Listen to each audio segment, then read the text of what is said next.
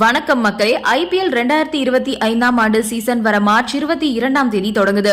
இந்த தொடர்ல Chennai super Kings அணி தாங்கள் விளையாடுற முதல் போட்டியிலேயே மிகப்பெரிய பலம் வாய்ந்த மும்பை இந்தியன்ஸ் அணியை எதிர்கொள்றாங்க. சென்னை சேப்பாக் மைதானத்துல இந்த போட்டி நடக்குது. ஆரம்பமே மிகப்பெரிய ஒரு சவால் CSK அணிக்கு காத்துட்டு இருக்கிறதா கிரிக்கெட் வல்லுநர்கள் இந்த அட்டவணை பத்தி தெரிவிச்சிருந்தாங்க. இந்த சூழல்ல மும்பை இந்தியன்ஸ் அணிக்கு 2 மிகப்பெரிய இடி வந்து இறங்கி இருக்கு. இதுல ஒன்னு கடந்த சீசன்ல குறிப்பிட்ட நேரத்தை தாண்டி பந்து வீசியதற்காக ஹார்திக் பாண்டியாவுக்கு 2 போட்டியில விளையாட தடை விதிக்கப்பட்டிருக்கு. ஆனா மும்பை இந்தியன்ஸ் அணி பிளே ஆஃப் சுற்றுக்கு தகுதி பெறாததால தற்போது அந்த தடை புதிய சீசன்ல தொடரும் அப்படின்னு அறிவிக்கப்பட்டிருக்கு. இதன் காரணமா ஹார்திக் பாண்டியா சென்னை அணிக்கு எதிரான லீக் ஆட்டத்துல பங்கேற்க மாட்டாரு. இது மும்பை இந்தியன்ஸ் அணிக்கு மிகப்பெரிய ஒரு இடிதான். இதே மாதிரி இன்னொரு புறம் மும்பை இந்தியன்ஸ் அணியோட நம்பிக்கை நட்சத்திரமான பும்ரா காயம் காரணமா கடந்த 2 மாதங்களா எந்த போட்டியிலுமே விளையாடல. சாம்பியன் டிராபி தொடர்லயுமே அவர் பங்கேற்கல. இந்த தருணத்துல IPL தொடருக்கு அவர் திரும்புவாரு அப்படின்னு எதிர்பார்க்கப்பட்ட நிலையில இப்போ பும்ரா IPL ஆட மாட்டாரு அப்படின்ற தகவல் பெரிய இடியா வந்திருக்கு. பும்ராவோட காயம் இன்னுமே குணமடையல அப்படின்ற செய்தி வெளியாகி ரசிகர்களை கலவரப்படுத்திருக்கு. தற்போது அதை BCCI உறுதியும் செஞ்சிருக்காங்க. பும்ரா இன்னுமே பெங்களூர்ல உள்ள தேசிய கிரிக்கெட் அகாடமியில தான் பயிற்சி செஞ்சுட்டு வந்துட்டு இருக்காராம்.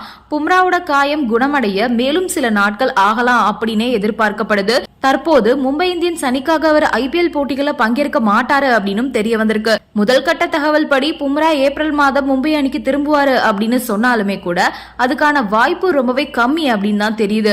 இங்கிலாந்துக்கு எதிரான டெஸ்ட் தொடர் ஜூன் மாதம் நடக்க உள்ள நிலையில பும்ரா அந்த தொடர்ல பங்கேற்க திட்டமிட்டு இருக்காராம். இதனால IPL தொடர்ல பும்ரா முழுமையாவே பங்கேற்க மாட்டாரு அப்படின்னு கூறப்படுது. ஹார்திக் பாண்டியா மற்றும் பும்ரா இந்த 2 பேருமே இல்ல அப்படின்னா அது CSK அணிக்கு தான் மிகப்பெரிய சாதகமா மாறும். அதனால CSK முதல் போட்டியவே வெற்றியோட தான் ஆரம்பிக்க போறாங்க அப்படின்றது ரசிகர்களோட கருத்தா இருக்கு. இந்த நிலையில பும்ரா இப்படி காயம் அடையாம தொடர்ந்து சிறப்பா விளையாட வேண்டும் அப்படின்னா என்ன செய்யணும் அப்படின்றத பத்தி ஆஸ்திரேலியா அணியோட முன்னாள் வீரரான கிளென் மெகரத் அறிவுரை கூறியிருக்காரு.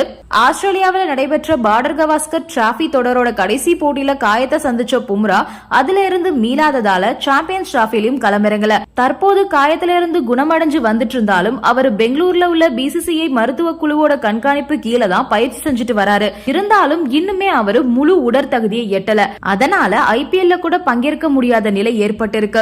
இந்த நிலையில தான் முன்னாள் வீரரான கிளென் மெகரத் அறிவுரை வழங்கியிருக்காரு. பும்ரா மற்ற பந்து வீச்சாளர்களை விட உடலுக்கு ரொம்பவே அழுத்தம் கொடுக்கிறாரு.